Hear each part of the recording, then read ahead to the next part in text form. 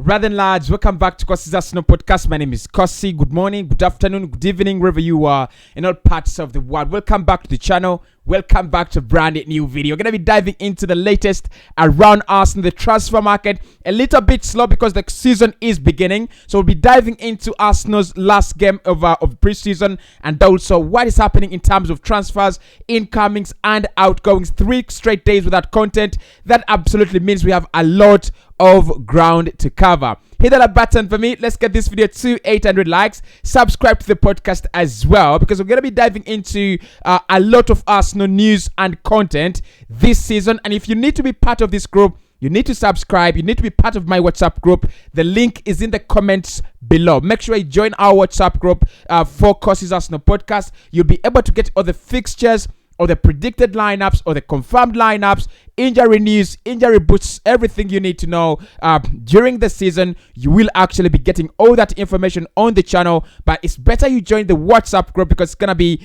a little bit easier for you to find the content. Now, let's dive into what is happening around the club. Yesterday, Arsenal beat Sevilla 6-0 to win the Emirates Cup. It was kind of a one-game final, a one-game cup. We beat Sevilla 6-0, but I think there are very many things you can pick out of that. Gabriel Jesus scoring his first hat-trick at the Emirates Stadium.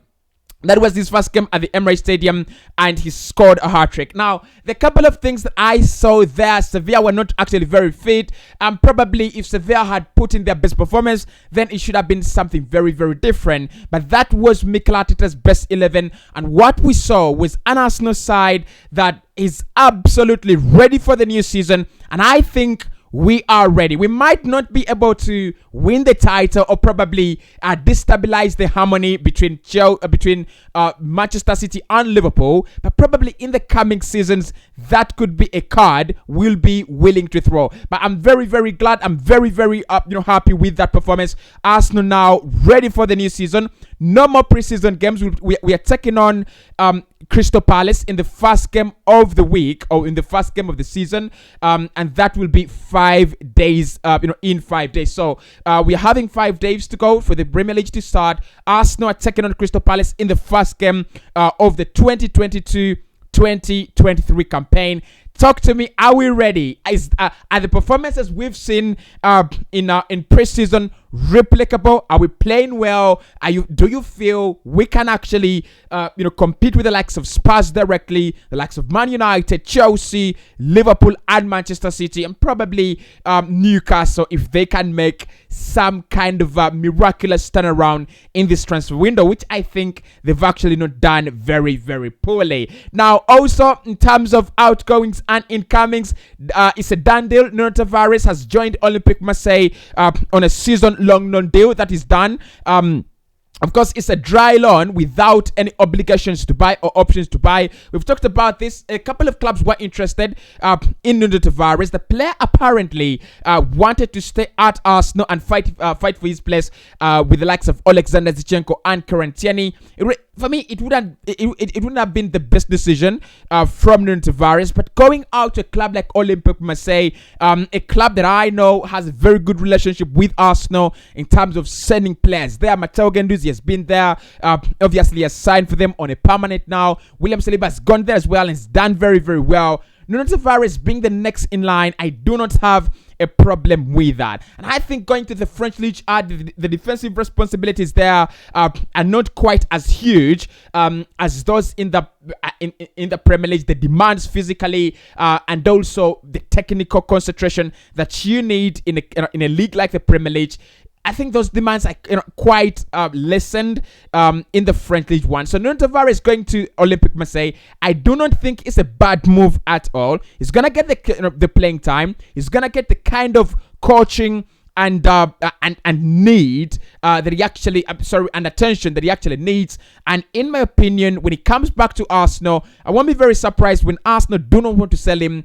next summer. Now, according to the Mirror, Arsenal have already agreed to sign Tielemans, and this will take our spending to 150 million euros. Now, it looks like we've already spent 120 million pounds actually, not euros, on Alexander Zinchenko, Gabriel Jesus, Fabio Vieira, Matt Turner and Marquinhos this summer. Arsenal still looking to sign more players throughout the transfer window, and Youri Tielemans could be the next one in line. Now, what we saw against Sevilla was quite a very, very interesting experience. We saw Arsenal play that 4-2-3-1 system, which was really, really changing into a couple of systems because look, it turned into a 4-3-3 to some extent. While we were in possession, it turned into a 3-2, I think 5.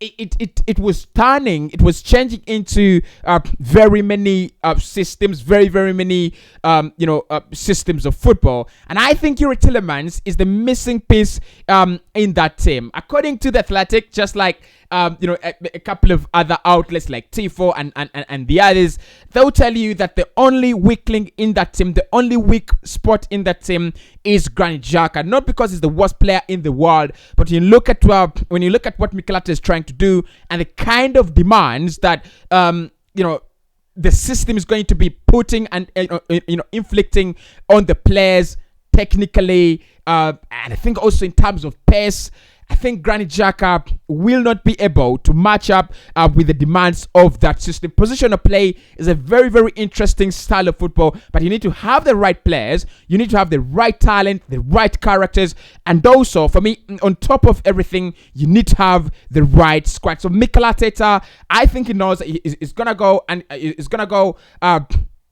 get Youri Tielemans. The Mirror is saying that will take our spending to £150 million. I do not think so. I think it will take our spending to around £125 million. And then the arrival of a new winger could then actually adjust our spending to around 180 or £175 million. So let's wait and see what's going to happen around the market. The Mirror is saying Arsenal do have an agreement now to sign Youri Tielemans, and this will take our spending to £150 million. Now, talks are also ongoing for between Arsenal and Hector Bellerin and also the intermediaries to make sure the player leaves Arsenal Football Club on a free. Now, first and foremost, the idea was that the intermediaries and representatives of Hector Bellerin wanted the player to leave on a reduced fee, which was around €4 million. Now, Arsenal were a little bit reluctant to allow Hector Bellerin go for around €4 million because the clubs like Juventus were available and they were ready to spend huge amounts of money, around €10 million on Hector Bellerin. However, information coming out of the walls also shows that Hector Bellerin has told Arsenal, I do not want to go to Juventus, I do not want to go to Leicester and all those clubs interested in me. My heart lies with Real Betis. So talks are ongoing to terminate his contract. Now, I do not know whether if we could terminate his contract, whether we are paying it or he actually just gets a chance to walk away on a free. If that is the case and we are not incurring any more losses, then in my opinion, cancel the contract and let him go. But if it involves Arsenal paying some money to Hector Bellerin because we are cancelling his contract, and at the same time we have clubs that can give us some decent amount of money in selling him there, then I don't think that would be the best option. He needs to think wisely. Now, Arsenal have also named Martin Ødegaard as their new captain. We spoke about this a couple of weeks ago, that Mikel Arteta was preparing to make Martin Ødegaard new captain, and finally he has done it.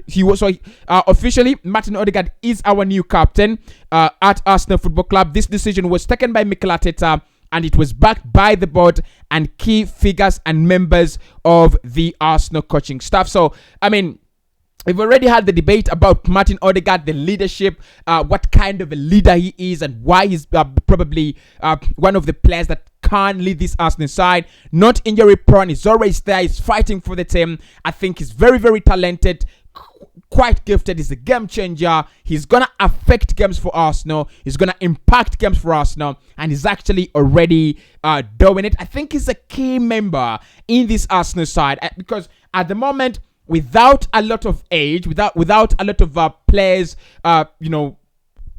in their evening days or in their 30s or 27, what you need is players that are leading by example. What you need is players that are playing well. What you need is players that can raise the quality of the rest of the team. And I think Martin Ødegaard is that guy. So he's now Arsenal's captain.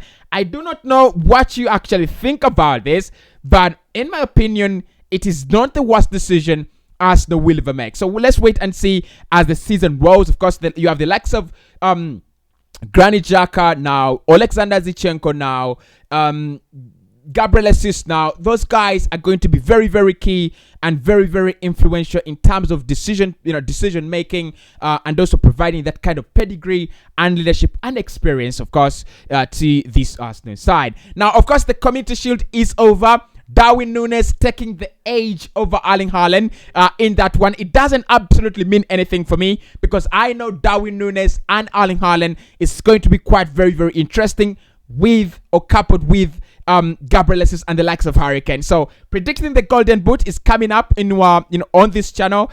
Predicting my revealing my Premier League predictions, revealing which kind of teams will be relegated and all that. But I think the committee should give us a very, very good opener for the season. Liverpool absolutely working harder than Manchester City, and you've got to ask yourself, if City continue like this, could Arsenal have a chance to finish second on the table, or probably give Liverpool a run for their money for the title? Now, Arsenal also interested in Inter Milan young lad that is I think is called Casadei.